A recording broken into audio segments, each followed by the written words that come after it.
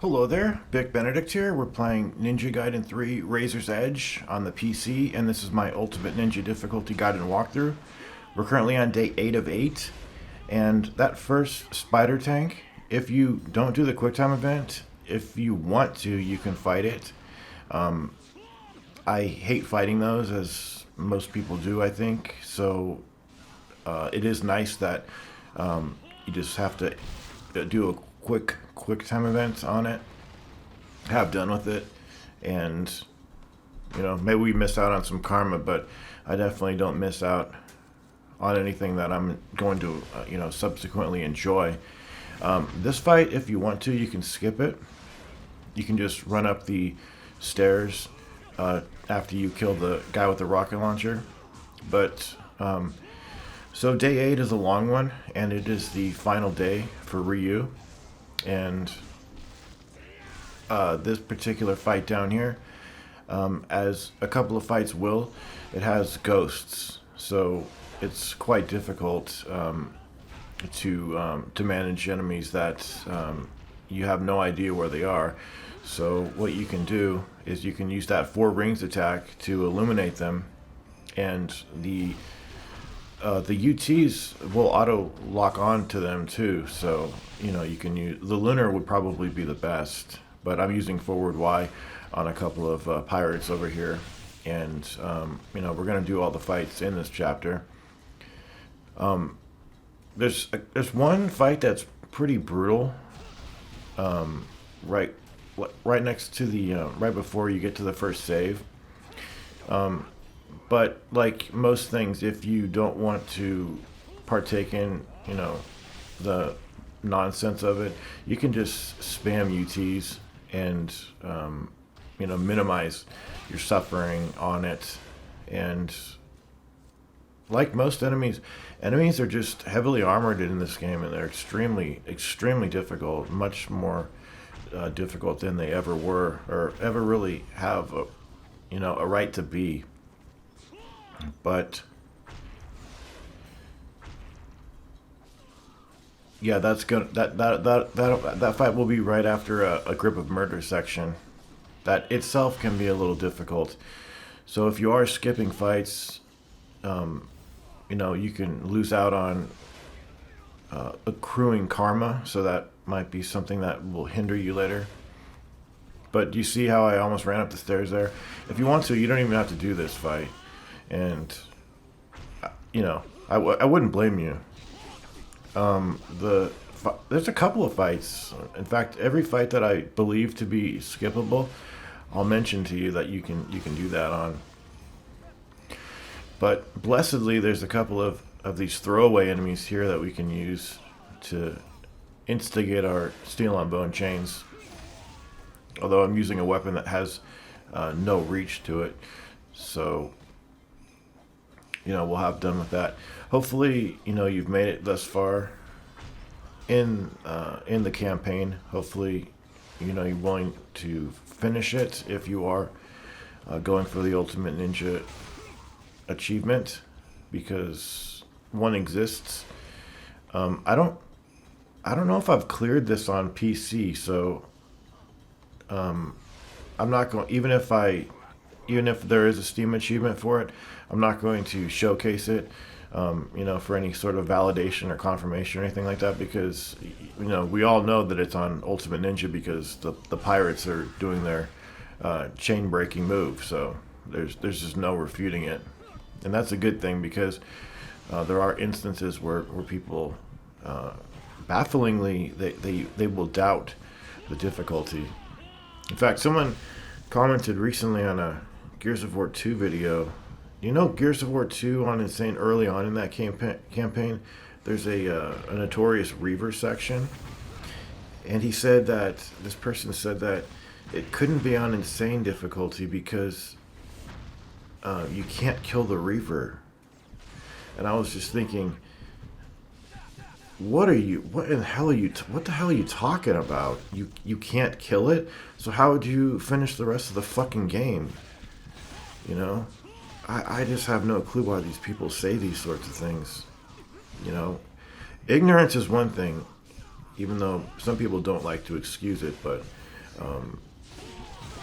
If you don't know, you simply don't know, and if you're clueless, you know, you can be enlightened. But you know, if you are saying it because you're just poor at the game and you're taking it out on the uploader, that's, you know, that's not very good of you. You know, if you're trolling, that's even worse of you. But yeah, I was thinking to myself, I don't understand why, you know, why you're saying this, unless you are trolling, or you're just not good at the game and you're upset. You know, that's fine. It's a hard game. I mean, Gears of War 2 is not the hardest, but that is a hard section. I know what he's talking about. But you, of course you can kill it. If you couldn't kill it, you wouldn't be able to beat the game. You know, the game would never progress. So this fight over here, it's going to immediately precede a Grip of Murder section that I think it's these enemies here exclusively. Like the Grip of Murder section, I think it's just more of these enemies, literally. But as shitty an enemy as this one is that we're just OTing now, they do flash red a lot. So I am going to be using the scythe to get as many steel on bone chains as I can with these guys. And then, since, you know, I'm going in here with pretty low health, I'm going to try to you know, turn the tables by getting as many steel on bones as I can. Of course, though, our health is being drained at the same time, so it's kind of working against itself. However, we have the True Inferno, so that we can just drop that at any time. So if you think you might be struggling on this part, and you need some more assistance, definitely go into this fight with maximum True Inferno. But if these guys operated like this in the main campaign, as they do here, with flashes, you know, red flashing counters that were more consistent, I wouldn't hate this enemy. I don't mind this enemy in this sort of circumstance where they're consistently flashing red, because these enemies are on the final boss, and they're very difficult to you know, outside of Grip of Murder sections, because they're programmed differently here. If you didn't know, because enemies on Grip of Murder sections, they just flash constantly to help you out, so that you can facilitate steel on bones, and you know, it makes the Grip of Murder sections a little more doable that way. So they changed it. But outside of these Grip of Murder sections, these enemies don't operate like this, and they're very inconsistent about parrying. I'm sorry, about counter flashing like that. So I use the True Inferno here, and we're gonna have some more Van Gelfs to deal with. And I think it's from here on out just some more Van Gelfs to deal with, and that's it. But if I had to do this over again, I probably would try to do better before I came here, so that I wouldn't have to use the True Inferno, because the fight after this is just brutal. It's very difficult. The TAC ninjas are overwhelmingly difficult, and I pulled an SS on here. Even though, look at my health, it's like half health. But I think you have to press X when you're walking slowly right there. But this is I hate this part, and you might too. There's a couple of enemies at the top of the hill, rocket launcher ones, so you want to take them out. But I tried to just fight these guys normally. Like, you know, you can't fight these guys on this game the way you do in Ninja Gaiden 2. You know, because they're so armored on this game that you can't work with them. I mean, not in the same vein as you could in the previous entry. You know, so do yourself a favor. Use the meditation to bait them to grab you, because they're pretty consistent about doing that. And unfortunately, as you thin these numbers of the attack ninjas, the ghosts start coming into the fight, and that makes it a very difficult proposition to deal with. Because you can just be fighting these guys normally, and then the ghost will come up on you. So you got to be really, really careful, and use that 4 rings attack to illuminate those ghosts wherever possible. And there's a heavy here that's D-limb, so I'm trying to get to a place here where he'll flash red and I can counter him, but I don't think it worked out. I think I was a little off, and it OT'd him instead. But yeah, this fight, any fight with these guys, on the campaign is very difficult. I mean, but there are ways of playing differently, that will make it less hard. So that's, one thing I would recommend to you. The scythe is so much more helpful on these guys than like the dragon sword, for instance. Because if you just try to fight these guys, do Azuna drops, the game doesn't let you do Azuna drops very much. Unless enemies are bloodied or unless they're staggered and vulnerable. And even then, they love to slip out of the Azuna drop. And I'm talking about guillotine throws, beheadings. You can hardly ever get beheadings. They've got to be bloodied. But I'm pulling out the Kasarigama now to see if I can get some chain kills with the it just the steel on bone with it is a little inconsistent. Sometimes it just altogether falls apart and breaks on you. I think that's a fault of the programming and how the weapon works with steel on bones. But forward Y is such a blessing to be able to use this. And I think we just got one guy left now. I think that is the best throw. It's the most satisfying throw right there. And then I thought there were alchemists here, but they're these guys. And I don't know if you get a checkpoint here. I think you might. And that was a bad miss there. That was really unfortunate. But it doesn't matter because we're just going to do the standard thing of these guys. Wind path off them, stun them, get on landings, and horror UTs, because that's what they deserve. It's a bad enemy. It's a rotten enemy. And be careful when they're coming at you ready to explode. There's been so many times, and you never see it, although you almost saw it right there, where I'm tapping the hell out of Y to OT them and put them out of their misery and prevent myself from getting exploded on, and it just doesn't work. It doesn't work out. I don't know why it doesn't work out. But I hate how the final boss has these enemies on her. Really, really bad of them to have that. In Ninja Gaiden 3, you could do the wind path into the flying swallow execution on these guys, and it was consistent. And I didn't mind this enemy because of that. You could do the same on the pirates. I loved that wind path into flying swallow. Such a beautiful take on the flying swallow. Okay, now we can save it. That fight is hard. Very difficult.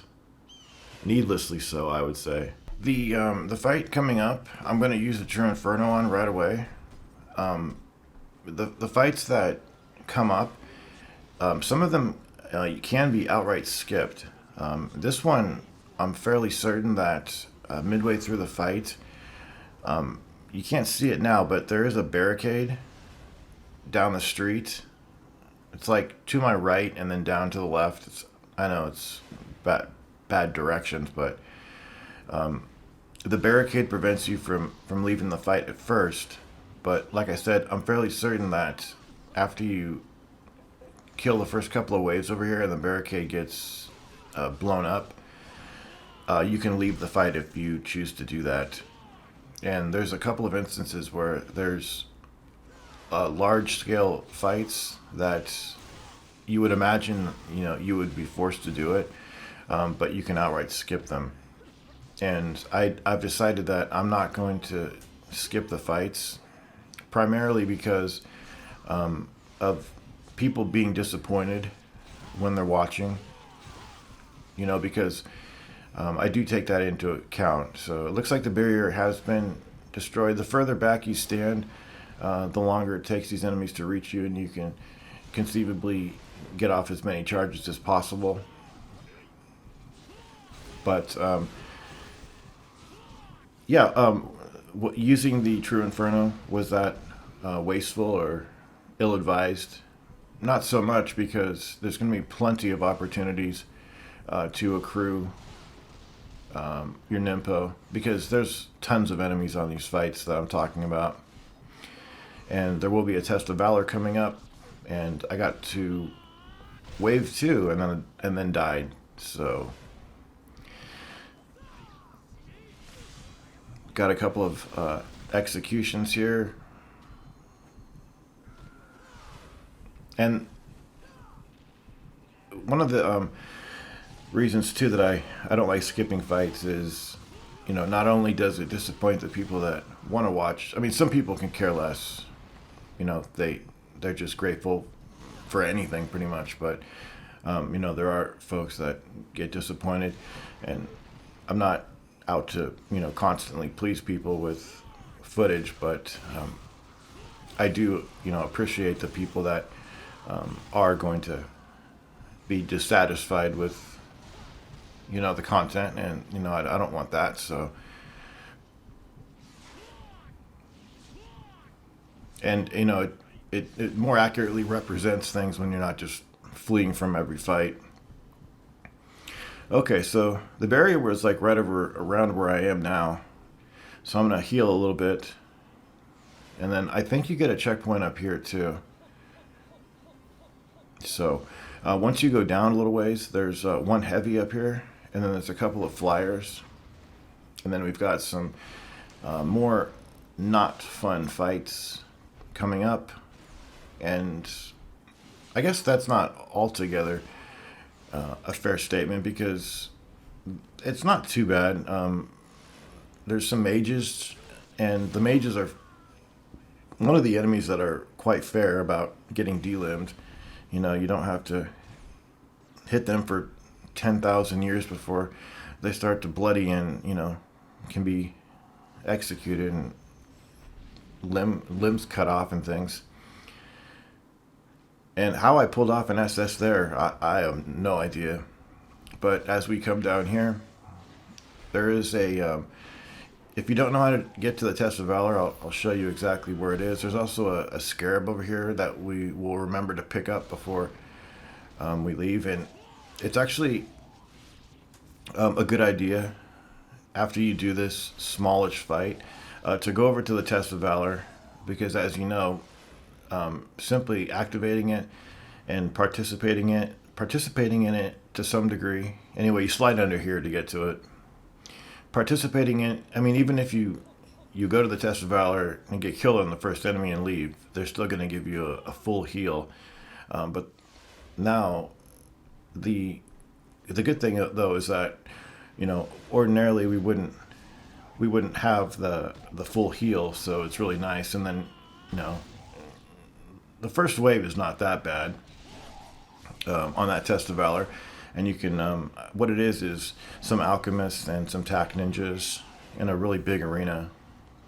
But notice that this is definitely what you want to do. You can, if you wanted to, you can do all these fights, save it at the Save Falcon, and then go back into the Test of Valor. But I think it's a little bit more optimal to get that checkpoint coming off of the Test of Valor with a full heal and potentially full True Inferno. There's going to be a lot of... and also there's no checkpoints over here until you do get to the Save Falcon. So there's a couple of rocket launcher guys down here with a plethora of mages. And where the rocket launcher guys set up is just going to be dictated by where your position is and where you happen to be looking. They could set up like clear behind us if they wanted to and go on either side of us. But did you see that damage right there? That's actually fair damage from those mages. What I don't like though is when they come up out of the ground, they do guard break you. You know, they don't damage you, so that's good. But you know, you do get guard broken, and that is a period of vulnerability. So you got to be careful about that. And they're not very consistent about flashing red when they come out of the ground either. And then of course, if you assume they're going to flash red and they don't, then you're vulnerable too. I went through that fireball right there. I'm not sure how that happened. But I really do appreciate this enemy because he loses limbs, you know, in the vein of the other games, the original games that were so enjoyable to play because enemies lost limbs well. And, you know, that didn't make the game easier because Ninja Gaiden 2 is a difficult game. I'm not talking about Ninja Gaiden 2 Black because that's a fucking joke. So when you get down here, you can take so much advantage of these guys if you wanted to.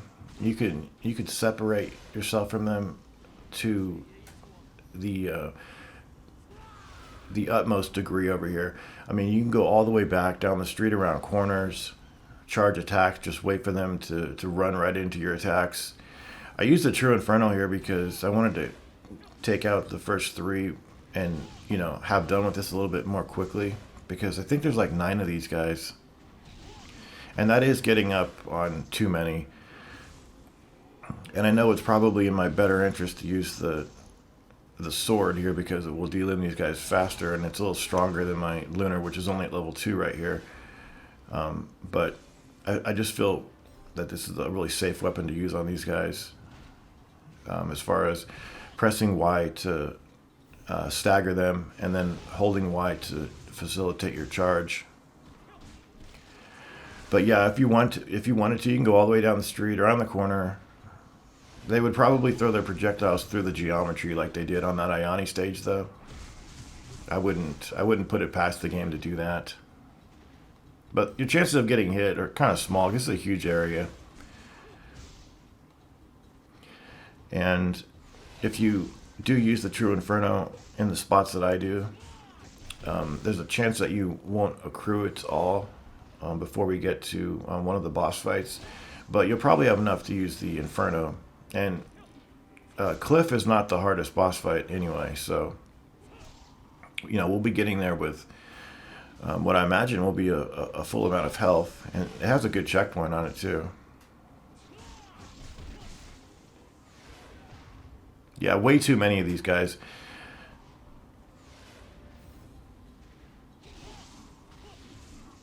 And it's just going to take a little bit of time, but I think these are potentially the last 2 guys.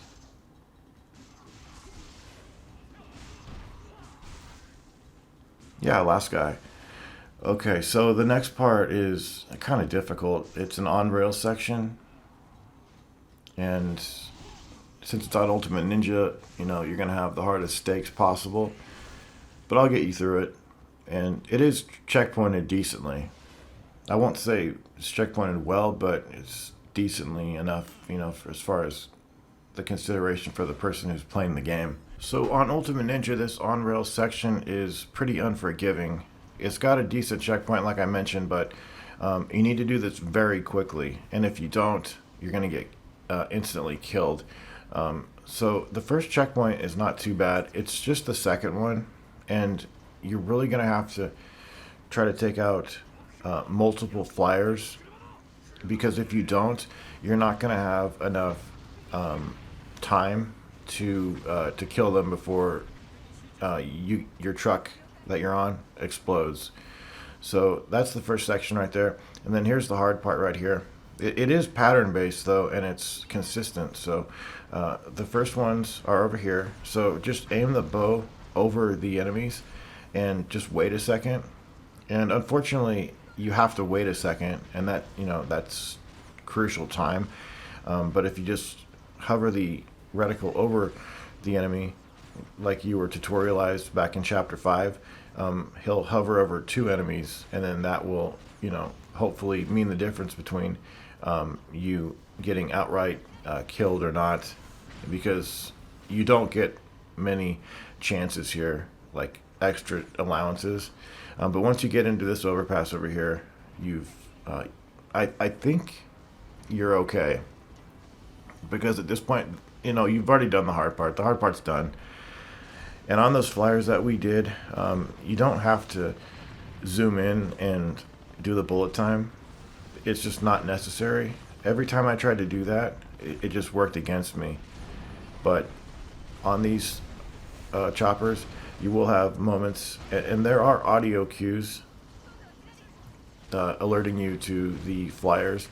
But you'll probably get to the point where it kills you a number of times, and then you just automatically remember where the spawns are, because fortunately they don't just randomly come from left, right, or center.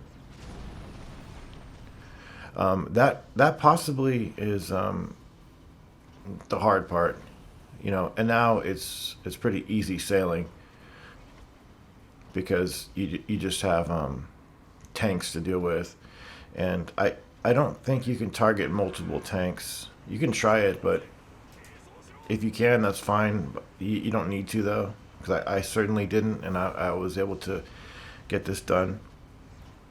Fortunately, there's not any ambient threats to deal with. It's just the 2 tanks. And Cliffy B. Did I say Cliffy B? Oh my god, I remember calling him Cliffy B a long time. The Cliff boss fight. I can't believe I called him Cliffy B at one point. The Gears of War developer. But yeah, for the Clifford boss fight, I would say the Kasarigama is fantastic.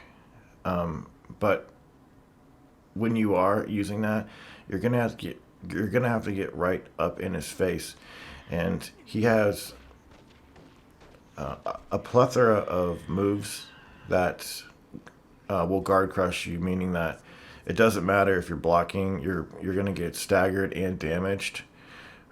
So he does shoot projectiles. You're gonna be going up to him, and try to avail yourself of the Cicada Surge. So hopefully that you have some key on hand. You need to tap the X button several times when you get into these quick time events. But after you do a Steel on Bone, there is enough time to do a level 2 charge, but you need to do it really quick, and release it a split second, and you could do UT on him, level 2 UT, which is pretty decent, and they give you a really considerate checkpoint here. They didn't have to do it, but they did, and I'm really happy that they had the graciousness to give you that. But he does, like I said, he has some projectiles, and if you get up in his face, he's not going to use the projectiles. The projectiles just slow the fight down. It's not too bad. You don't have to use the Cicada Surge, so if you don't have enough key, just evade out of the way. But sometimes you just, really need to have the Cicada Surge, because there's just too many recovery frames. So when he gets up here, shoot him with the arrow, and that's going to signify a checkpoint. And I like the lackeys on this fight, because they're not lackeys in the traditional sense where the boss is doing a bunch of hijinks. I mean, he does this AoE on the ground, but for the most part, he allows you to, focus on killing them, doing Steel on Bones if you can get it. But I mean, he kind of interacts with you on it, but he also is a little reserved, which I really like. So I don't really fuss around on phase 2. I get up right in his face with the scythe, and use 360Y. So if you want to use this method on phase 1, you can, and you probably get a lot of accidental Steel on Bones with it. Deals him a tremendous amount of damage. You could probably do that on both phases.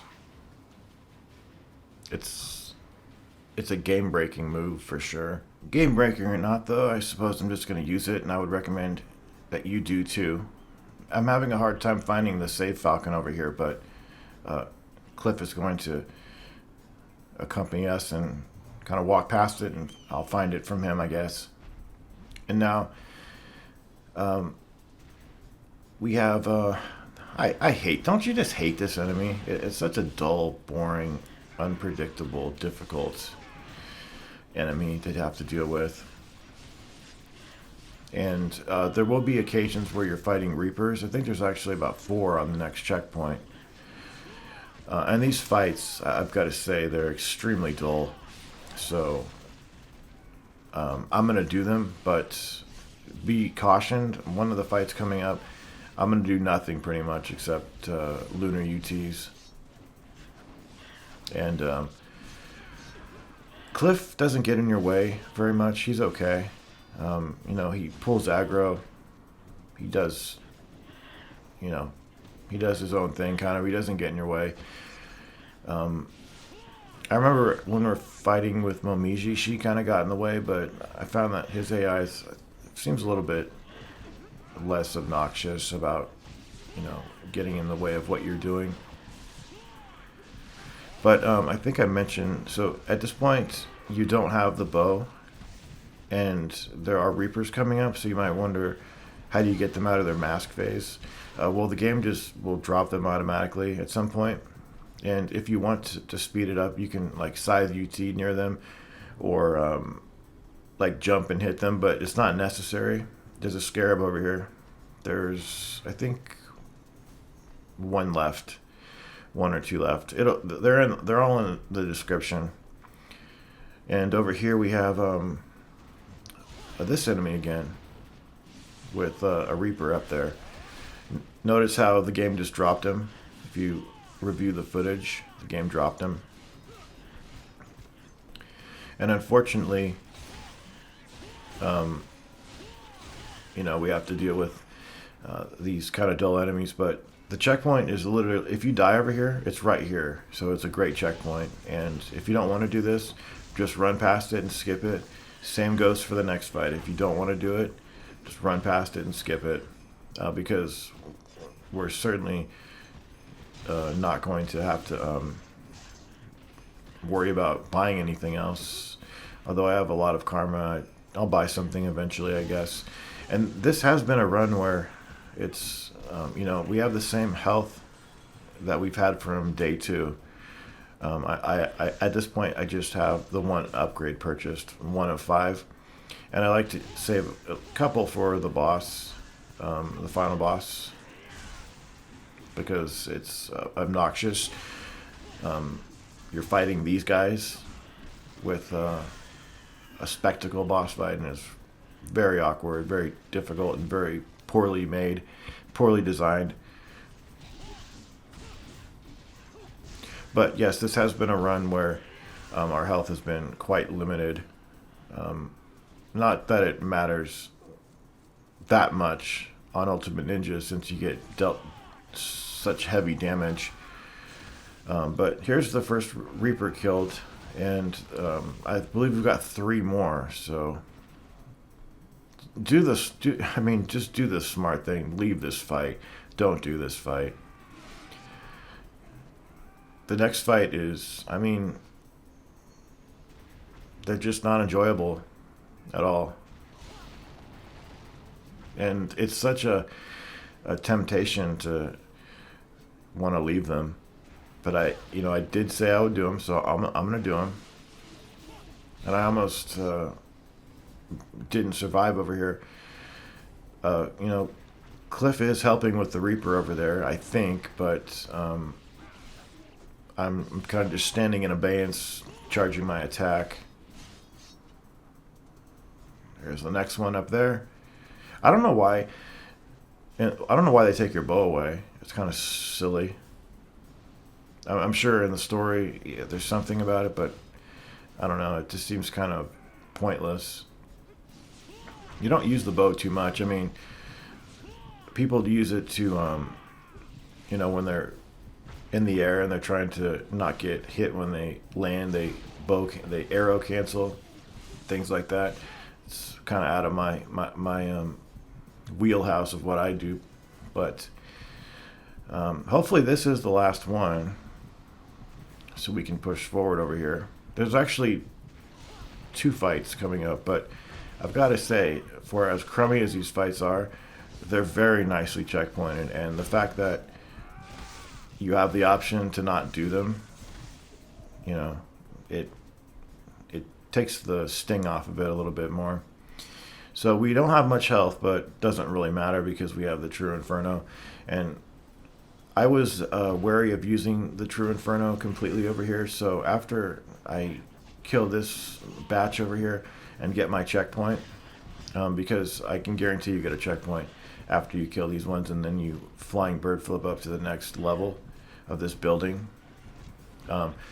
Instead of using the True Inferno, I decided to use the meditation to give myself about half of my about half of the key I have now. I put it in my health bar, so I would have the ability to accrue all of my True Inferno for the fight that follows this next one, which is not skippable and which is kind of challenging. And the reason I'm not even going to use the True Inferno like right away, even though this is a long fight, and you probably could accrue all of your True Inferno back if you used it at the very beginning of the fight, but you would probably have to do some Steel on Bones, and these fucking imps just don't let you do it very much. They flash red when you're charging and you're way far away from them. I hate them. So yes, this is all we're gonna do. We're gonna press Y to stun an enemy, and then we're gonna hold Y to facilitate our charge, and then we're gonna just jump away as cowardly as we can. We're trying to be as cowardly as possible here, essentially, or as safe, however you want to say it. Because the next fight, I don't think it has any checkpoints, and it has some of those laboratory creatures and some black alchemists with the swords, who can or cannot be a problem. It's just up to them if they'll let you do forward Y with the Kasarigama. There's a ton of, just an absolute ton of these enemies. And I think I had a capture fail over here. If you notice something in just a second. This game is just strange. Sometimes because it runs at 60, but sometimes when I guess I've had the computer on too much, it goes to 30. Or if I have Vegas Pro open or something, or if I haven't reset the computer that day, it goes to 30, so I have to restart the computer, then it goes back up to 60. But there's usually every session I have, there's usually several times where the game just locks up, and it doesn't crash, but it does this thing where it looks like it's going to crash, and it just freezes for like 10 seconds. Right there, actually, that edit was me having to pause the game and let the game catch up and resume out of a state where it was just locked up. And I don't understand it, honestly. I'm using an RTX 4090, which is a very good video card, and I don't really play PC games much lately either, but I don't understand it. For this paltry, shitty game, a 4090 is not sufficient. Well, maybe you have a bunch of background processes going on. I realize that can be a case, but I have severely limited what processes are going on when I, record. And I'm using a capture program called Bandicam because it's reliable. I'm just recording right to an SSD with fast cables and everything, and I have no clue why the game has to lock up. I'll just blame it on the game because I don't remember any other game doing that. And this game pulls a lot of shit in and out. Because this is essentially the revision to a game that everybody loathed. Even though I think it has some charm to it, the original version. I know it's dull as hell, and it's just sterile and just a very poor experience just through and through. But I do think it has charm. But I was trying to remember. Did you have to buy Ultimate Ninja, or I think you can unlock it, but I think they also let you buy it if you wanted to for $8.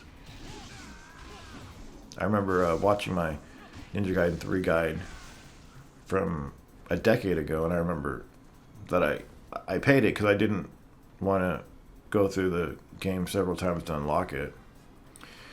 Okay, so that fight, sorry that we had to spam UTs, but it was necessary to, for my personal sanity right there. So we are coming up on to the final boss gauntlet, I guess you'd say. And for this section here, I would use the True Inferno probably. There's a lot of the guys with these swords, but the final bosses are, well, excepting for, I'm not talking about the cliff fight coming up, because it's not that bad. In fact, the fights that are coming up, they don't really need to be discussed, because I think it's more helpful if I talk about the final bosses themselves. And I mean, there's really no problem about the first phase, because what you want to primarily do on this phase that you're going to be dealing with is the lunar is fantastic. So what's going to happen is, if you didn't know, there's a gimmick to the boss fight. So after you do the cliff fight coming up, they're going to give you the True Inferno. We already have it, but it doesn't matter. And they're going to require that you fill the entire gauge up during the course of the fight. And, of course, the quickest way to do that would be to do Steel on Bones, but they give you the most difficult enemy to do Steel on Bones on the fight. So Steel on Bones are kind of out, because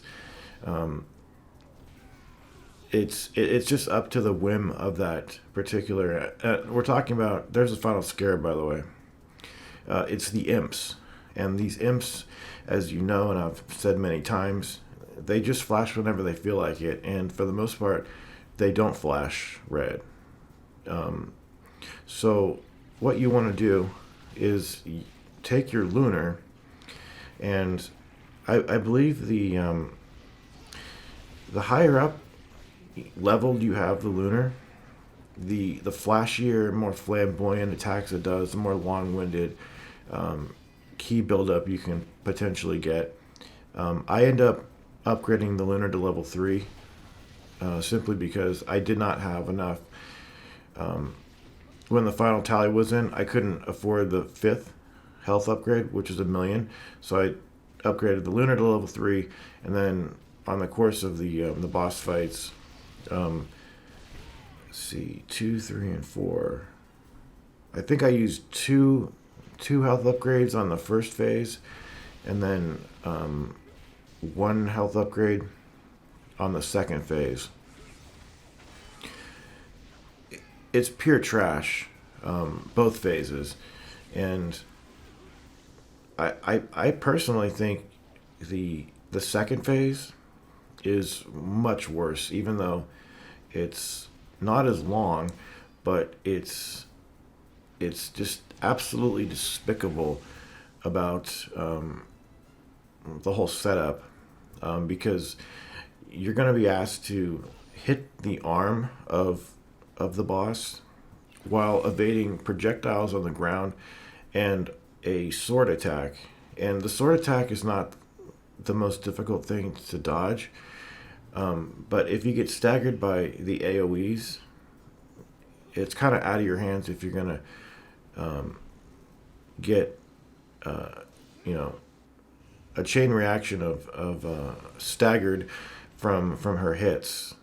And for him, I'm not going to have anything to do with this boss. I'm just going to use 360Y. And the trashy thing is that after this fight, you know, they don't even fill your health up. So why would that be? It's a very difficult fight, and it's got no grace to it at all either. It's really awful, and it, you know. Anyway, so the first phase, try your best to not use at least one healing item. Save at least one healing item for the second phase, because the second phase is just pure, just nonsense and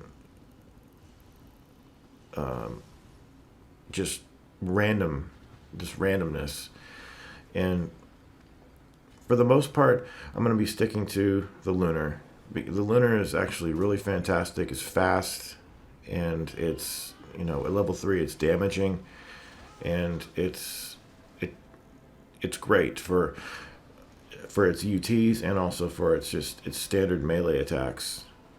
But we're going to be primarily using UTs with the Lunar on the first phase, and it does come down to just pure luck and good fortune if you make things work right, because not only are you going to have to deal with the imps and, you know, constantly be UTing them, constantly being OTing them, but there's AoEs to contend with, and then there is her arm attack. So here's the beginning of the final boss.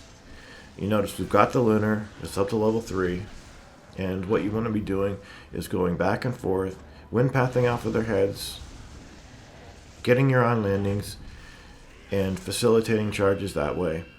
And it would be nice if you could work with these guys and you know, do steel on bones, but they won't let you do it. They just don't. I mean, occasionally they might flash red, and you know, you're thinking, oh, that was nice, but it doesn't happen very often at all.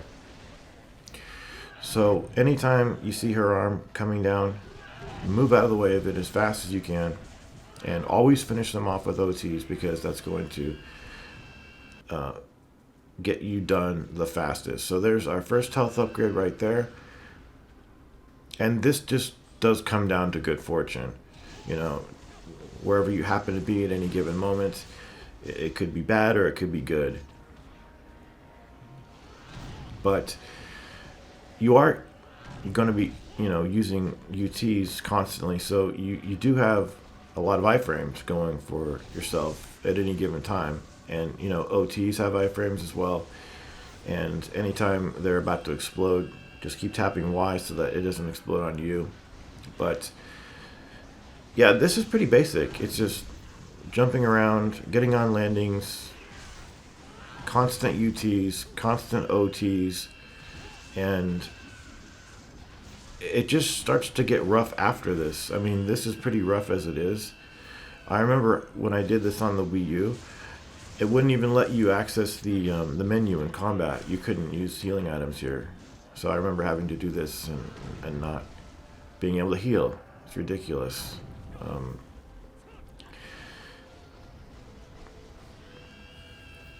But it does go pretty fast, and it's going to earn you a checkpoint at the end when you. So the second you fill out the True Inferno, you activate it, and then that's a checkpoint.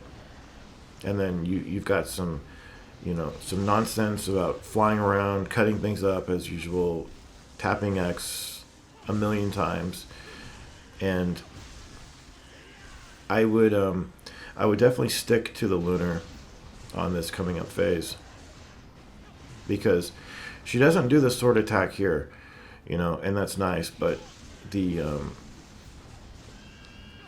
whole setup is just, it's such garbage, and you know, this franchise is deserving of so much better than what this is.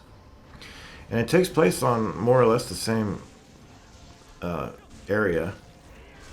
So we're building up we almost have it filled up here. This weapon is fantastic. If you are going to do UTs with any weapon, you definitely want the lunar. It's very helpful. So we just need about, I think, just one more OT here. Wind pathing is great for the iframes as well, and for facilitating on landing charges. Okay, so activate the True Inferno. There's your checkpoint. If you happen to fail in any of the QuickTime events, don't worry. The checkpoint's right there. I know my QTEs are not on the screen, so if you are having problems, just put yours on the screen so you can see what they are. Tap X here repeatedly. And right there, I don't know what that is. It's either just press Y or jump. I'm not sure what it is. I just pressed every button. But I think we have one healing item left that we can afford. We have 2, but, you know, of course they have to make the 5th upgrade 1,000,000, which is just ridiculous. But the fight's going to start in just a second. And get prepared for, you know, utter nonsense. So I'm going to try to get you through this with, like, the least amount of nonsense possible. So, you know, this is the beginning of the fight because the entire roof, or rather the floor, is all intact. Once she breaks off the left side of it, that's going to mean that you have a checkpoint. So I have a couple of methods here that I do that you can try.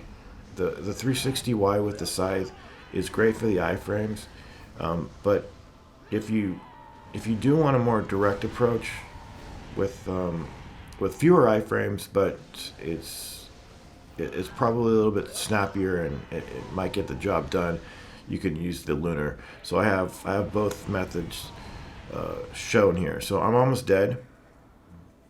So I'm going to use this healing item here, and then that's going to have to suffice for the rest of the fight. Fortunately, see this? How the ground is cracked there? That means that she's going to hit it in just a second. I believe you have to go on it and bait her to smash it. And then once she does that, you get a checkpoint.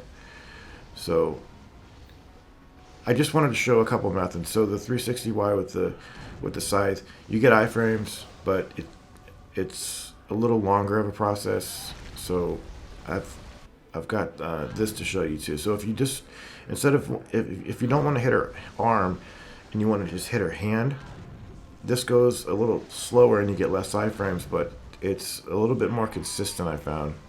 So you get to choose what you want to do. But you see the problem here is you've got AoEs constantly, and then she has an arm swipe with her left arm. That's a grab that she sometimes does, but primarily she's going to be doing horizontal attacks with her sword. And like I said, they're not that difficult to dodge, but if you're getting staggered by AoEs, there's not much you can do to avoid, you know, getting hit by the sword and then getting hit by everything else. So just use the dash for iframes. When she's like this, it's not quite over. It seems like it never is over. See, these are not that difficult to dodge when you're not getting stunned and staggered and juggled by the AoEs. And how many swings she does is just up to the whim of the game. You never know what pattern how many swings she's gonna do, if she's gonna do that many at all. And we're almost done. So this is just awful. So if you had another healing item there, it would be less awful. So you can get the job done without it. I'm just saying that last checkpoint is extremely difficult, and it's consistent with the rest of the game, I suppose, because it's a very difficult game. And I hope I was able to usher you through all these days and get the Ultimate Ninja achievement if that's what you were aiming for. And that is it. There's our final score sheet, and I hope that the walkthrough was able to serve you well. I hope that you enjoyed it. More importantly, though, I hope that it was able to facilitate your success in clearing the game. That's all I wanted. So I hope that it worked out for you, and it's just what it is. That's what the game is, and it's a shame that those final boss fights are so despicable, but they are just downright poor and bad, and the franchise deserves much better than that.